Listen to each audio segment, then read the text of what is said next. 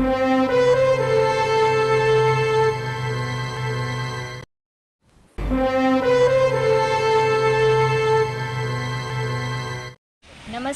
મારું નામ ધ્રુવિશા જીતેન્દ્રભાઈ બોરીસાગર છે. આજની ચૂંટણીમાં મેં મારો પહેલો મત આપેલો છે.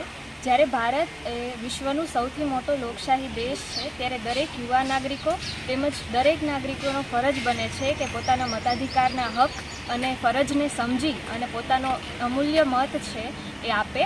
જ્યારે આપણે લોકો આળસ કરતા હોઈએ છીએ કે મારા એકમાત્ર મત આપવાથી શું થઈ જશે, કે હું એક મત નહીં આપું તો શું થઈ જશે, પરંતુ આપણે એક મતનું મૂલ્ય સમજતા નથી. કારણ કે એ એક મત આખી સરકાર ઊભી કરવામાં અને આખી સરકાર પાડવા માટે સક્ષમ છે.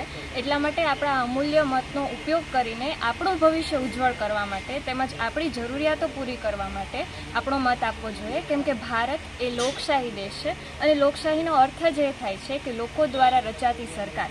માટે જો આપણે આપણી સરકાર બનાવવી હોય, આપણા પ્રશ્નોનું નિવારણ લાવવું હોય તેમજ આપણું ભવિષ્ય ઉજ્જવળ બનાવવું હોય, ખાસ કરીને ભારત છે એ યુવાધન ધરાવે છે, તો યુવાનોએ પોતાની ફરજ સમજીને મતદાન કરવું જોઈએ તેમજ પોતાના પ્રતિનિધિને ચૂંટવા જોઈએ, જેથી પોતાની મુશ્કેલીઓ, પોતાના અભ્યાસ તેમજ પોતાની કોઈપણ રજૂઆત છે એ સરળતાથી સરકારને કરી શકે તેમજ આપણી યુવા ફ્રેન્ડલી સરકાર રચી શકે તેમજ દેશના વિકાસ અને ઉમેદવારની કામગીરીને જોઈને નિષ્પક્ષ રીતે મતદાન કરવું જોઈએ એવી મારી સૌને અપીલ છે.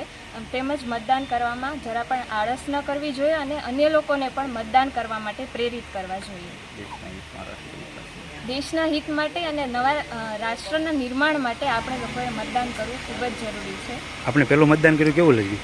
મને ખૂબ જ સારું લાગ્યું છે કે મેં મારા દેશના નિર્માણ માટે મતદાન કર્યું છે અને હું તમામ યુવાનોને પણ અપીલ કરું છું કે તેઓ પોતાના રાષ્ટ્રહિત માટે મતદાન કરે.